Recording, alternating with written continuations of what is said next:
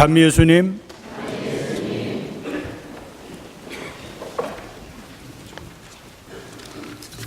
오늘 이제 우리가 대림 2주를 맞고 있습니다. 이제 대림초에 또 촛불을 하나 더 켜면서 성큼 우리 주님의 재림과 또 성탄, 아기 예수님의 성탄을 준비하는 그런 시기가 다가왔습니다. 이사야 연자의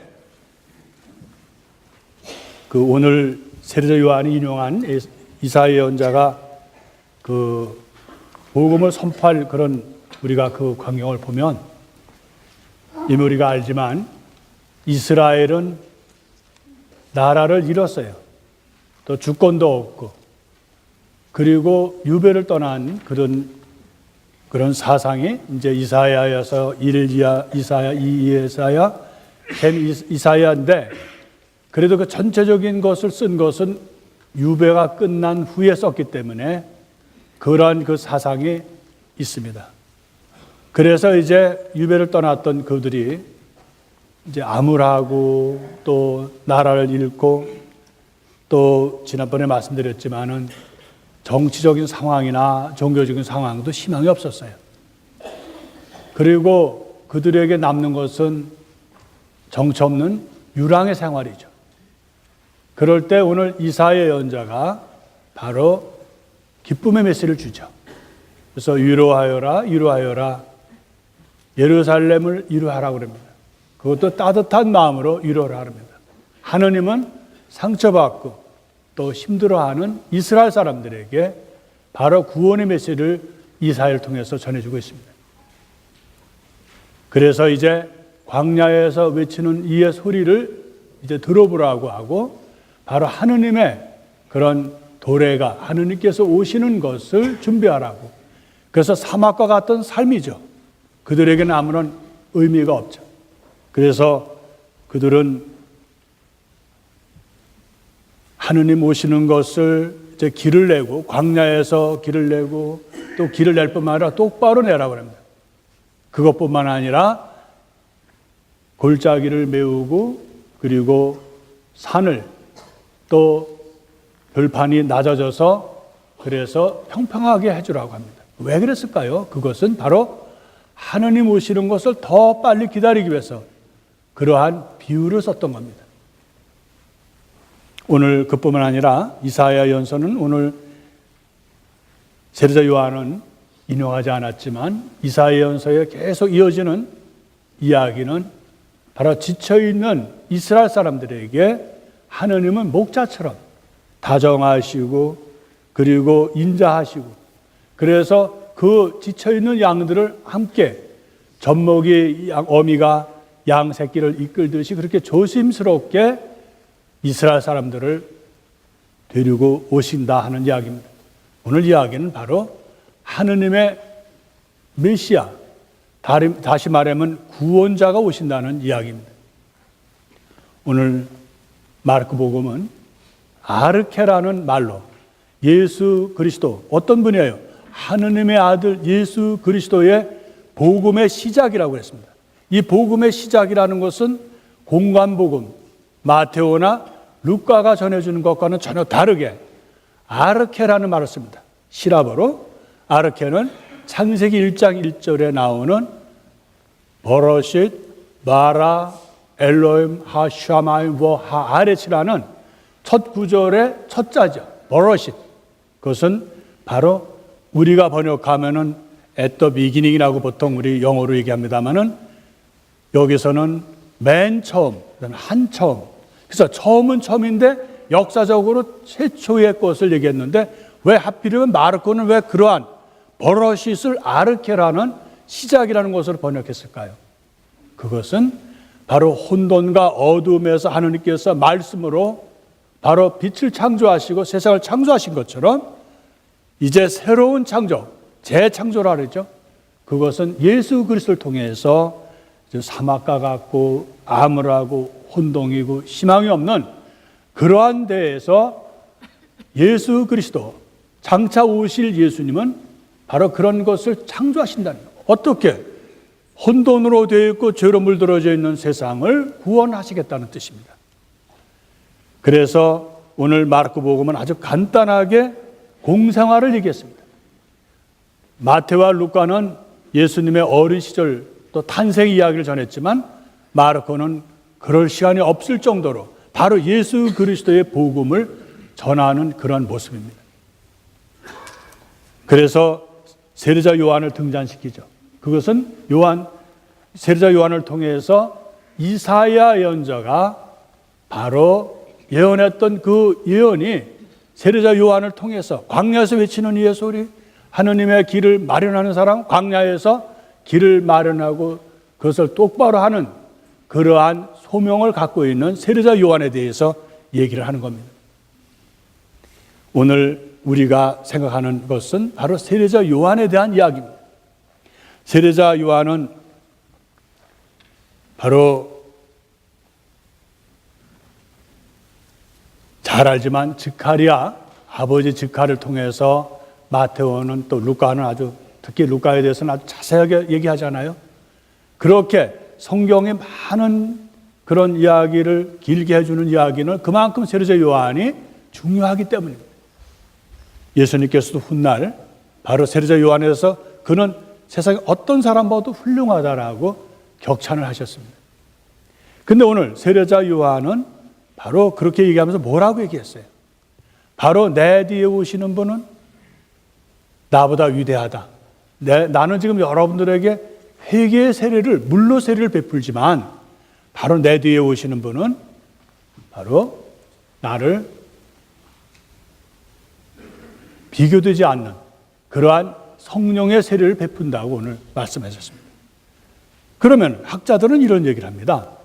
그러면 세례자 요한이 주는 세례와 또 예수 그리스도께서 주시는 세례가 어떻게 차이가 지는가? 여러분 어떻게 생각하셔요? 같은 물로 세례를 주는데 오늘 세례자 요한은 그 해답을 우리에게 줍니다. 자기는 물로 세례를 주지만 바로 뒤에 오시면 성령으로 세례를 준다. 그것은 예수님께서 또 승천하시면서 말씀하신 대로 성부와 성자와 성령의 이름으로 세례를 주기 때문에 세례자 요한은 자기 인간적인 차원에서 세례를 주지만 이제 하느님의 아들이신 예수 그리스도의 이름으로 오시는 그러한 세례는 하느님의 이름으로 삼위일체 이름으로 세례를 주겠다는 뜻입니다. 그리고 또 더 나가서 이 세례는 바로 예수 그리스도께서 십자가에 돌아가셔서 순환을 받으시고 그리고 죽음을 통해서 주시는 바로 하느님의 선물, 이 세상을 구원하시는 그러한 은혜로서 주시는 세례 성사를 말한다는 사실이죠. 우리는 요즘 여러분들 이제 땡스기빙 데이가 지나고 많은 파티를 했습니다. 저희 본당도 지금 여러 차례 송별 파티고 하는데 집에서 할 때 여러분들 그릇이라는 것은 다 내놓고 쓰잖아요. 파티하는 것도 중요한데 여러분 나중에 뭐가 제일 어려워요? 그거 씌워야 되잖아요. 접시. 그러면 만약 우리가 접시를 내일 쓸 거 모레 또 파티가 있는데 뭘 쓰냐? 그래가지고 착착 그냥 그걸 넣어놓고 쓰는 분 있어요? 그거를 우리가 다 어렵더라도 늦게라도 여럿이라도 같이 해서 그것을 그릇을 깨끗하게 해서 수건으로 말리고 해서 다시 쌓아놓잖아요. 그것은 왜냐하면 그 그릇을 비우기 때문에 지난 이제까지 먹었던 그런 음식을 이제 흔적도 없이 다 놔두고 하는 겁니다. 회개라는 것은 바로 그런 모습 아니겠어요? 우리가 이제까지 살아왔던 잘못이 있어요. 근데 많은 경우에 그 잘못을 잘 모르거든요. 세례자 요한이 우리들에게 주시는 가장 큰 교훈은 뭐예요? 나는 그리스도가 아니라는 것을 말했다는 사실. 우리가 살면서 겸손해야 된다. 자기를 깨끗하게 해야 된다. 비워야 된다 말은 합니다. 여러분 그게 쉬울까요? 내 자신을 비우는 게 그렇게 쉬워요? 예수님께서 왜 이렇게 강조하셨겠어요? 어렵기 때문에 그렇습니다. 저 자신도 사실 하느님 앞에서 성체 앞에서 또 양심 성찰 또 시작 기도 또 낮 기도 또 하면서도 제 자신에 대해서 정말 잘못을 뉘우치고 깨닫는 것이 쉬운 일이 아니에요. 그리고 겸손해지는 게 참으로 힘들어요. 말은 쉬운데 겸손하는 것이 얼마나 힘든가요? 여러분들 아시잖아요. 우리가 모든 것이 처음 할 때는 다 서투릅니다. 여러분들 결혼 생활도 마찬가지잖아요. 결혼 생활 여러분들 또 아이들 낳아서 기를 때 익숙합니까? 또 직장 나가서 여러분 일하실 때 처음에 여러분들 힘들잖아요. 저희들도 마찬가지예요. 사제가 되어서 미사 봉헌하고 성사 줄 때 사실 서툴러요. 근데 어느 날인가부터는 내가 아주 잘하는 사람으로 착각한다는 거예요. 그리고 더 내 안 속에서 되는 것은 내가 대단한 사람이라고 착각한다는 거예요. 내가 일을 통해서 어떤 것을 정말 그때는 겸손한 마음으로 서툴어서 배우는 마음으로 했고, 가정을 가지고 있을 때도 마찬가지고, 첫 아이가 태어났을 때도 그랬던 마음들이, 또 첫 번째 내가 집을 사가지고 들어왔던 그런 모든 것이 참 새로운데, 어느 날부터 내가 이제 익숙해지고 거기서부터 교만이 무럭무럭 자란다는 거예요. 당연히 내가 잘하는 사람으로 되어 있어요. 가정생활이고 내가 더 나이도 많아요. 모든 것이 교만이 자리를 잡기 시작하면 어떤 일이 벌어지냐면, 여러분 잘 아시지만 사람들이 나를 대접해 줘야 돼. 내 말을 들어줘야 돼. 나를 떠받들어 줘야 돼. 내 중심이 되고 내가 이기적으로 흐른다. 세례자 요한이 우리에게 주시는 교훈은 뭐예요? 그분도 많은 사람들이 왔습니다. 그는 또 낙타 털옷을 입고 메뚜기를 먹으면서 그들은 선고자처럼 예언자의 모습을 했어요. 얼마나 사람 존경했겠어요. 여러분, 제일 사람이 망가지기 시작하는 게 사람들이 계속 좋은 말 해주면 망가집니다. 거기에 견딜 수 있는 사람 많지 않아요. 덕이 많거나 자기가 매일 정말 겸손으로 나가려고 노력하는 사람 외에는 떠받들려지면 그게 교만이 되고 병이 됩니다. 대단한 사람으로 군림하기 시작합니다. 나를 대접해 줘야 돼. 식구들이 나한테 대접해 줘야 돼. 사람들이 나를 대단한 사람으로 대접해 주면 안 돼. 왜? 내가 대단하니까. 이게 가장 무서운 병입니다. 세례자 요한은 우리들에게 그러한 우리의 모습에서 대림절을 지내고 있는 우리에게 회개의 세례를 하도록 우리에게 말씀하셨어요. 회개의 세계가 뭘까요? 나 자신을 반성하고 나 자신의 잘못을 뉘우치는. 근데 우리는 이런 생각을 합니다. 뭐 회개할 게 있어 회개해야지. 그렇게 교만이 쌓이면 그런 말을 합니다. 난 아무 잘못 없는 사람처럼. 근데 우리가 겸손하면 할수록 내가 얼마나 부족한 것인지, 내가 정말 배워야 할 것이 얼마나 많은지, 내가 듣지 못하는 말이 얼마나 많은지를 우리는 깨닫게 된다. 대림절이 바로 우리 교회가 주는 은총의 시기입니다. 오늘 특히 세례자 요한을 통해서 주시는 마르코 복음의 이 메시지는 우리에게 큰 것을 던져주셔요. 바로 당신을 낮추고 그분의 신발끈까지 내가 맬 수가 없는 사람이라고, 아무리 사람들이 그를 메시아로 예언자로 떠받들어도 그분은 당신이 낮아지고 겸손해진 사람이었어요. 깨끗한 접시에 좋은 물건을, 좋은 음식을 담을 수 있듯이 겸손한 사람은 바로 하느님의 역사를 받아들이고 구원의 역사를 그대로 전하고 그것을 전할 뿐만 아니라 풍부하게 만든다. 이 세상에 제일 무서운 것이 교만입니다. 우리가 겸손할 수 있다면, 우리가 나 자신을 비울 수 있다면, 내가 접시처럼 깨끗하게 나를 비울 수만 있다면, 우리의 하느님, 우리의 사랑이신 주님은 성탄의 이야기를 우리들에게 풍부하게 주신다는 거예요. 우리가 교만하다면, 우리가 회개하지 않는다면 그것은 그냥 크리스마스 시즌, 그냥 연중으로 오는 하나의 행사밖에 아무것도 아니라는 거예요. 우리는 지금 은총의 시기에 살고 있습니다. 우리가 살아있다는 것, 우리가 회개할 수 있다는 것, 다시 시작할 수 있다는 것은 얼마나 우리에게 고마운 일입니까? 본당 신부가 너무 어두운 얘기만 했죠. 여러분은 제가 미생이라는 얘기 들어보셨어요? 미생.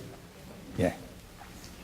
제가 장그래는 이름을 아는데 그 장그래하고 같이 물건 사러 갔던 애가 장모죠. 그냥 장이라고 합시다. 내가 물어본 내가 잘못이지. 아니 그 탤런트 이름 물어보는데 뭐 이렇게 어려워요. 보험도 아닌데. 내가 전까지 외웠는데 잃어버렸어요. 하여튼 두 장 씨가 이제 과장이 오과장으로 알고 있습니다.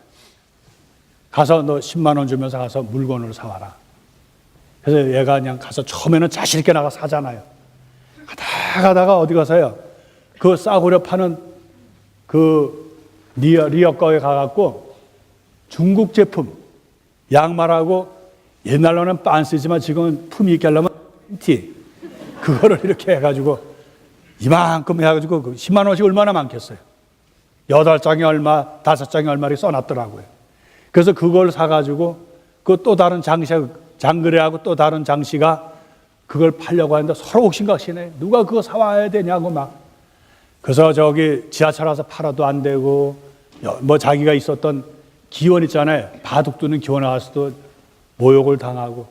그래서 그것을 사가지고 오라고 했던, 그걸 팔아서 돈을 벌어가고 오라고 했던 시켰던 과장은 초조하게 기다립니다. 그래서 그 직원들하고 그래. 얘네가 모르긴 몰라도 아마 리아가 가갖고 또 싸구려 사가지고 옛날에 내가 잘못 팔았듯이 또 그렇게 했을 거야. 이런 얘기를 합니다. 참 한국 사람들은 놀라워요. 드라마 만드는 것만큼만 좀 잘하면 아마 잘할 거예요. 어쩜 이렇게 드라마를 잘 만들어요. 저도 거기 빠지면 거기에는 들어가 있어요. 저도 그냥 팬티 팔고 양말 팔아요. 거기서.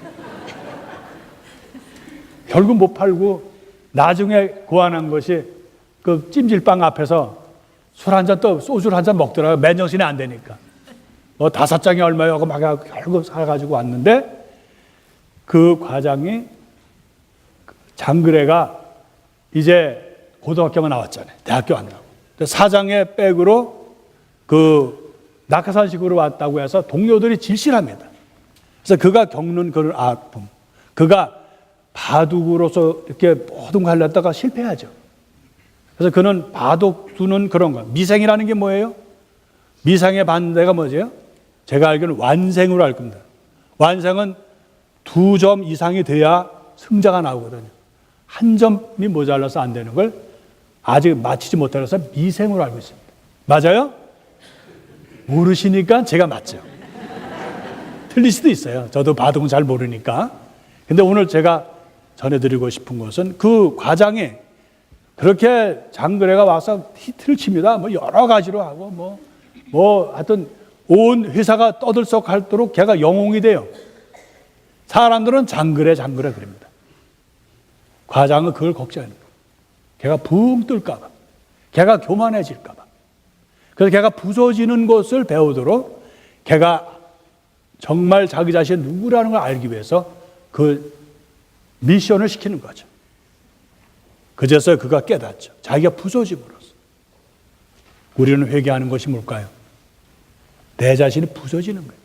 내가 이제까지 살아왔던 내가 당연하고 뻔뻔하고 그런 것이 내 것이 아니다. 내 모습이 아니다.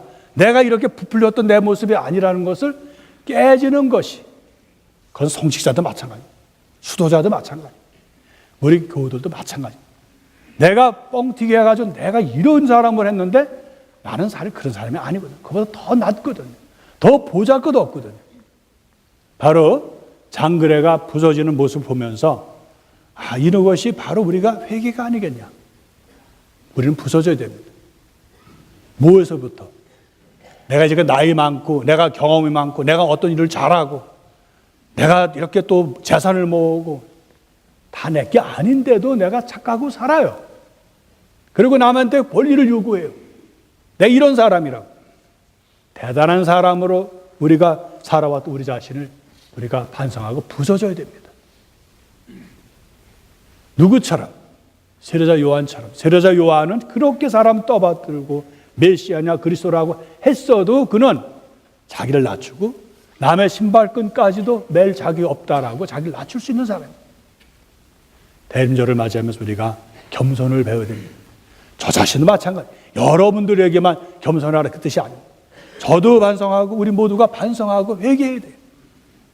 나에게 덕지덕지 붙었던 것을 띄고 접시를 깨끗하게 하듯이 나를 깨끗하게 만들어야 됩니다. 내가 대단한 사람이 아니라는 사실을 깨달을 수 있도록 우리가 기도하고 양심성찰하고 하나님께 청원하고 그리고 내 주위에서 있었던 일들을 통해서 내가 회개해야 됩니다. 오늘 우리의 사랑이신 주님은 바로 이 세상에 다시 오십니다. 그리고 아기 예수님이 가장 보조할 것 없는 가장 약한 모습으로 그리고 세상에 모르도록 오십니다.